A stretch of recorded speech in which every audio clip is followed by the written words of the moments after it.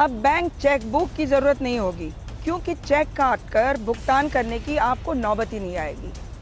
नहीं जरूरी होगी बैंक की पासबुक कि आपको पैसे का हिसाब किताब रखने में सुविधा होगी, वैसी नौबत ही नहीं आएगी।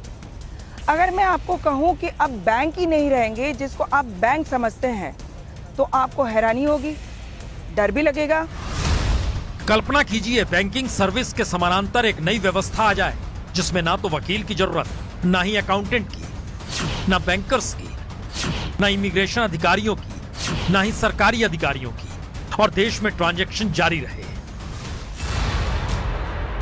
जी, ये वर्चुअल करेंसी का खेल है और दुबई इस टेक्नोलॉजी से जुड़ चुका है और 2020 तक उसकी पूरी ट्रांजैक्शन वर्चुअल यानी ब्लॉकचेन टेक्नोलॉजी पर ही अटकेगी। डिजिटल पासपोर्ट के जरिए दुबई इंटरनेशनल एयरपोर्ट पर ब्लॉकचेन सिक्योरिटी मिलेगी। तमाम रियल एस्टेट या संपत्ति से जुड़े ट्रांजैक्शन ब्लॉकचेन के जरिए होंगे।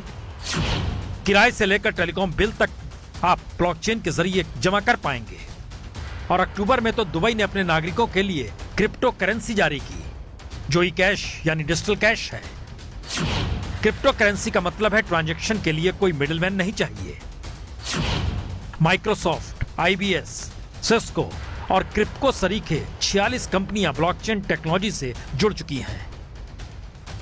और अब असल सवाल है कि आखिर इसकी जरूरत दुबई को ही क्यों पड़ी, और क्या भारत भी आने वाले वक्त में इसी रास्ते पर जाने की तैयारी कर रहा है।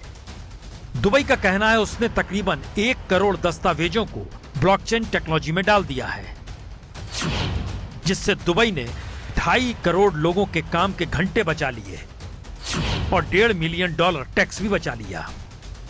और दुबई के डायरेक्टर जनरल डॉक्टर आयशा बिन बिशर के मुताबिक उनका मिशन है दुबई दुनिया में सबसे अलग हो, एक लिहाज से हैप्पीएस्ट सिटी ऑफ अर्थ हो, जहां कोई कागजी काम ना हो तो फिर फ्रॉड भी ना हो। और दुबई का टारगेट 2020 का है, और भारत भी क्या 2020 तक इस दिशा में बड़े पैमाने पर बढ़ना चाहता है। ब्लॉकचेन का मतलब साफ है, ना ही रहेगी बैंक, ना ही रहेंगे बैंकर, ना ही रहेंगे मिडलमैन जो आपको ट्रांजैक्शन में मदद करते हैं। यानी एक ऐसी वर्चुअल व्यवस्था जिसमें बागडोर होगी सरकार के हाथ में, वही रखेगी आपके पाए पैसे का हिसाब। बैंकर गायब यानी रोजगार गायब।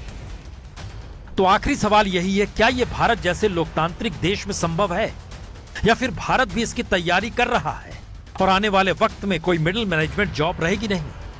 यह सिर्फ एक सवाल है, पर इसकी गंभीरता इससे भी समझी जा सकती है अगर भारत में असमानता चरम पर है, हालातों ने 1921 वाली स्थिति को पकड़ लिया है, तो फिर कई थ्योरियां हैं। मसलन असमानता बढ़ेगी तो समाज में असंतोष बढ़ेगा।